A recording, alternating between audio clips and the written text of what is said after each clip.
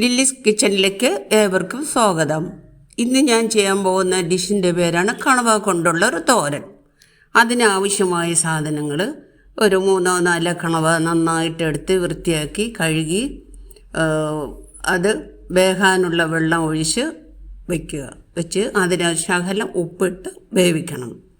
വേവിച്ച് നന്നായി വെന്തതിന് ശേഷം അത് വാങ്ങി വയ്ക്കുക. ബാക്കി വരുന്ന വെള്ളം ഒരു കാരണവശാലും കളയാൻ പാടില്ല. പിന്നെ അതിൽ ചേർക്കേണ്ട മസാലകൾ: ഒരു മുറി തേങ്ങ എടുത്ത് ചെരുകിയെടുക്കുക. അതിൽ ഇഞ്ചി, വെളുത്തുള്ളി, കുരുമുളക്, ഉലുവ, ശകലം കുരുമുളക്, കുറച്ച് കളറിന് വേണ്ടി കുറച്ച് മുളക് പൊടി, ഇതിത്രയും നന്നായി അരച്ചെടുത്തതിന് ശേഷം ഈ കണവ ആ സമയം കൊണ്ട് തണുക്കുമല്ലോ.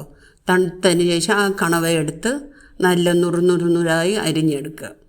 നല്ലപോലെ അരിഞ്ഞെടുത്ത് ഈ മസാലകളും അതിനോട് ചേർത്ത് കുഴച്ച് ഒരു ഉരുളയാക്കി വയ്ക്കുക. വെച്ചതിന് ശേഷം ഒരു പാൻ അടുപ്പത്ത് വയ്ക്കുക.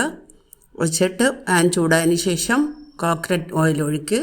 പച്ചമുളക്, കറിവേപ്പില, ഉണക്ക 2-3 മുളക് ഇട്ട് അതിൽ ഈ നമ്മൾ കുഴച്ച് വച്ചിരിക്കുന്ന ഈ കണവ മസാലകളെല്ലാം അതിലിട്ട് നന്നായിട്ട് ചിക്കിയെടുക്കുമ്പോൾ ഈ കണവ വേവിച്ചതിൻ്റെ വെള്ളം ബാക്കി ഉണ്ടാകുമല്ലോ, ആ വെള്ളം ഇതിൻ്റെ കൂടെ ചേർത്ത് കൊടുത്ത് നന്നായിട്ട് ഇളക്കി അടച്ച് വെച്ച് ഒരു 10-15 മിനിറ്റ് വെന്താൻ മതിയാകും.